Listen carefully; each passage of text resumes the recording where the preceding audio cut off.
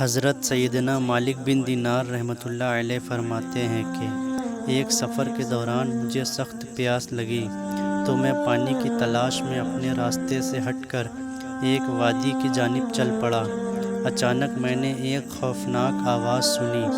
میں نے سوچا شاید یہ کوئی درندہ ہے جو میری طرف آ رہا ہے۔ چنانچہ میں بھاگنے ہی والا تھا کہ پہاڑوں سے کسی پکارنے والے نے مجھے پکار کر کہا، اے انسان، ایسا کوئی معاملہ نہیں جس طرح تم سمجھ رہے ہو۔ یہ تو اللہ عز و جل کا ایک ولی ہے جس نے شدت حسرت سے ایک لمبی سانس لی تو اس کی آواز بلند ہو گئی۔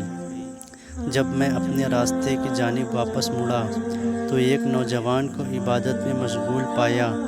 میں نے اسے سلام کیا اور اپنی پیاس کا بتایا تو اس نے کہا، اے مالک بن دینار، اتنی بڑی سلطنت میں تجھے پانی کا ایک قطرہ بھی نہیں ملا؟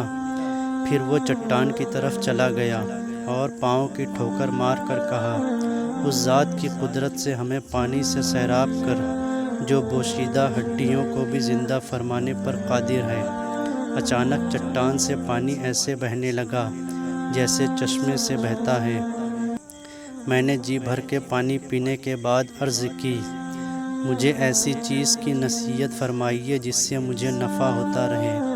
تو اس نے نصیحت کرتے ہوئے فرمایا، تنہائی میں اللہ عز و جل کی عبادت میں مشغول ہو جائیے، وہ آپ کو جنگلات میں پانی سے سیراب کرے گا۔ اتنا کہہ کر وہ اپنے راستے پر چلے گئے۔